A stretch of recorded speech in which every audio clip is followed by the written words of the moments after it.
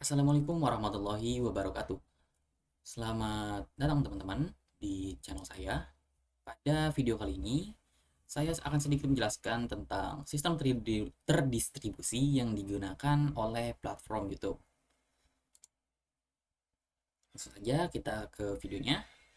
Nah, jadi seperti yang sudah kita tahu ya, YouTube ini adalah sebuah platform berbagi video raksasa yang tentu saja membutuhkan sistem yang kuat untuk menangani berbagai macam kebutuhan mereka, baik itu fitur unggahan untuk konten kreator, kemudian streaming, dan juga untuk kita sebagai penggunanya, yaitu fitur rekomendasi video. Nah, oleh karena itulah sistem terdistribusi ini menjadi bagian yang penting dari YouTube. Apalagi YouTube ini kan memiliki banyak sekali penggunanya, sampai ratusan juta pastinya.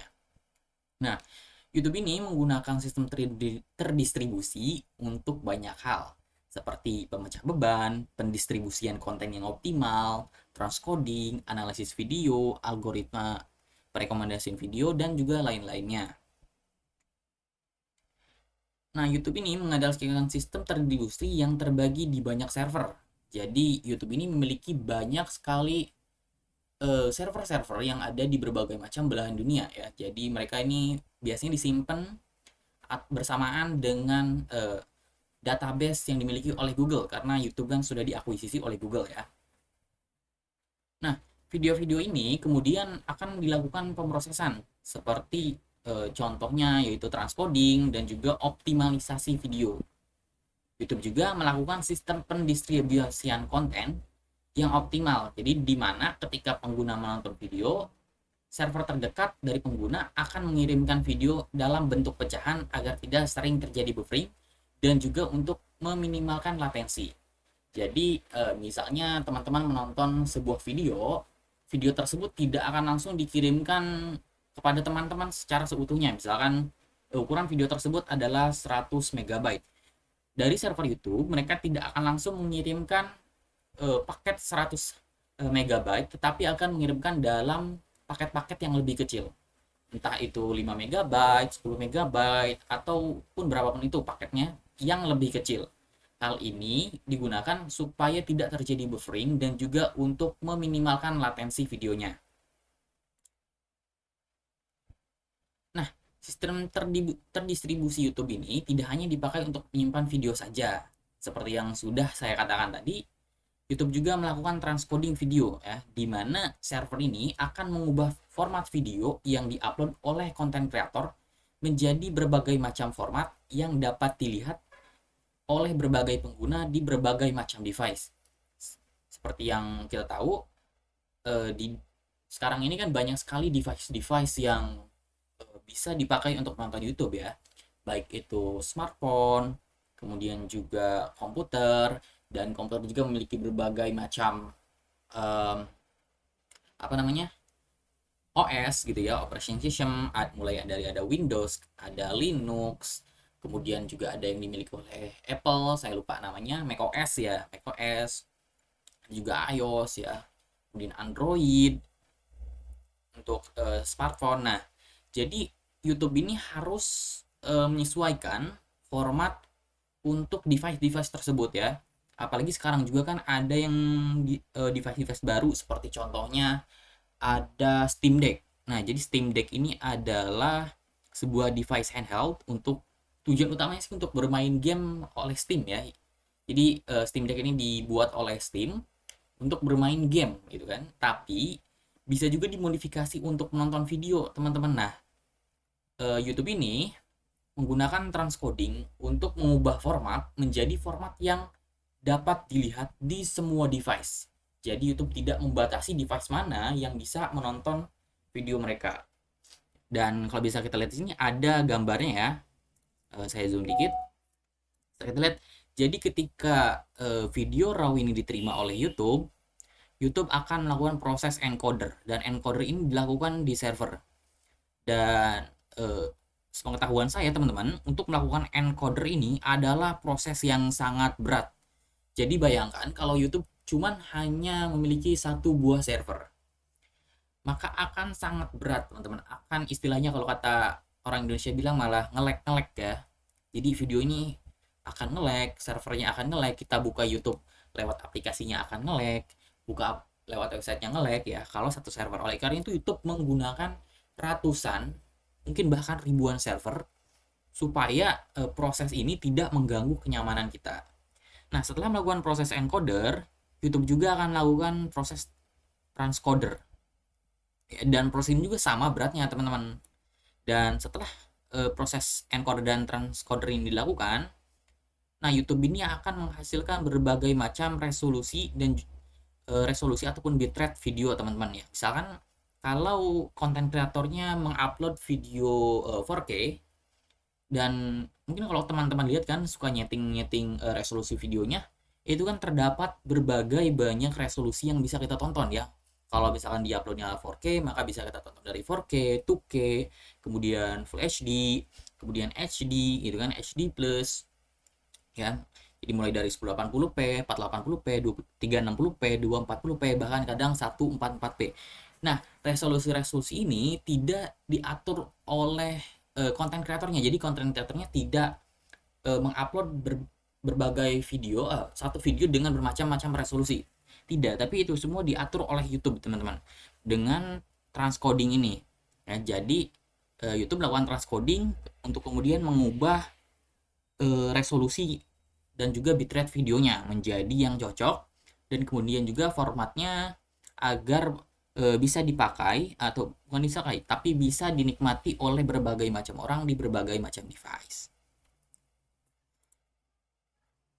Nah, kemudian YouTube juga melakukan analisis video yang diupload oleh konten kreator agar menjaga standar video yang ada di platform mereka. Juga untuk menghindari adanya video yang melanggar community guidelines mereka.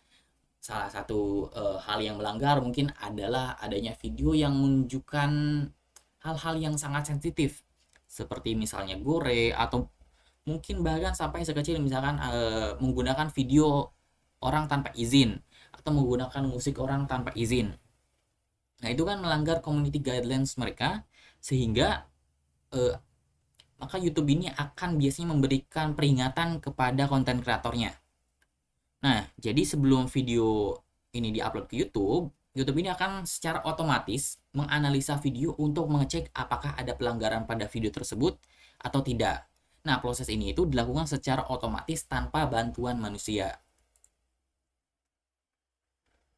Nah, YouTube juga menggunakan sebuah sistem algoritma untuk memberikan rekomendasi kepada penggunanya.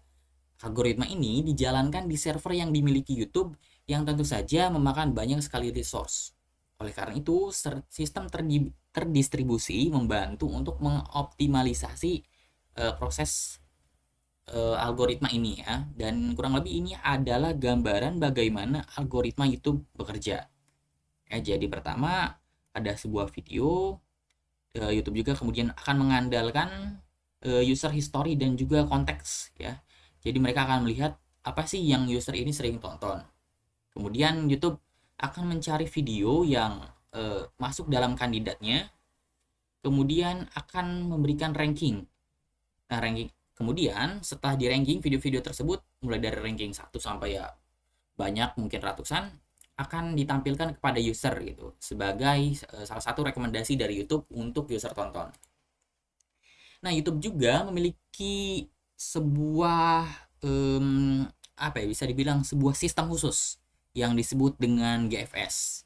Ya, jadi GFS ini adalah sebuah sistem file terdistribusi yang diciptakan oleh Google ya, yang mereka beri nama sebagai GFS atau Google File System untuk menyimpan data dalam potongan-potongan di seluruh cluster server yang dijalankan oleh Google. Jadi kan seperti yang kita sudah tahu ya, bukan YouTube, tapi Google itu memiliki banyak sekali server di belahan dunia. Nah, GFS ini awalnya itu dipakai untuk Google Search, teman-teman ya. Jadi untuk melakukan crawling dan juga indexing Google Search. Nah, dan kalau kita lihat di sini, GFS ini kan adalah sistem berkas yang dirancang untuk menangani beban kerja batch dengan banyak data. Nah, sistem ini terdistribusi, yaitu ya beberapa mesin menyimpan salinan dari setiap file dan beberapa mesin mencoba membaca atau menulis file yang sama. Bisa kita lihat ini kurang lebih adalah arsitekturnya ya. Jadi ada sebuah master server, kemudian juga ada chunk server. Chunk server ini memiliki data-data yang sama dengan masternya, yang kemudian mereka akan melakukan penulisan, kemudian juga mungkin menambahkan isi dari data tersebut, kemudian juga menulis data baru dan lain-lainnya. Nah, YouTube juga menggunakan GFS ini untuk sistem terdistribusi mereka. Nah, dikarenakan GFS ini awalnya dirancang untuk digunakan oleh Google Search Engine, nah GFS ini dirancang untuk mengantisipasi beberapa masalah seperti fault tolerance gitu ya. Mereka memiliki fault tolerance yang sangat tinggi sehingga akan jarang sekali mengalami kegagalan. Kemudian juga GFS ini dirancang untuk menghandle ukuran file yang besar. Seperti kita tahu kan kalau ukuran file 1080 saja sekarang itu sudah besar gitu kan, dan biasanya setahu saya jarang sekali konten kreator yang akan mengkompres video tersebut. Jadi video yang sudah selesai diedit itu biasanya kan bisa sampai 2 giga, 3 giga, bahkan 10 giga. Mereka itu tidak akan mengkompres video tersebut tapi akan langsung menguploadnya ke YouTube.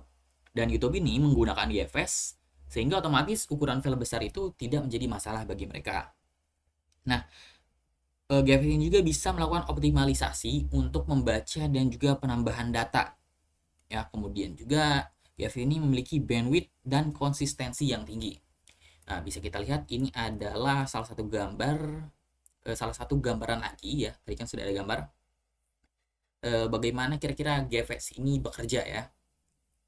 Jadi bisa kita lihat di sini ada sebuah GFS master yang menyimpan file chunk ya. Jadi dia menyimpan mapping daripada hasil yang telah dikerjakan oleh chunk server di banyak sekali cluster server mereka ya, yang kemudian ini semua akan dikirimkan ke klien ya, jika klien itu meminta. Dan ya kurang lebih mungkin seperti itu penjelasan tentang sistem terdistribusi yang digunakan oleh YouTube. Jika ada yang kurang ataupun ada yang lebih, saya mohon maaf. Wabillahi taufiq wal hidayah. Wassalamualaikum warahmatullahi wabarakatuh.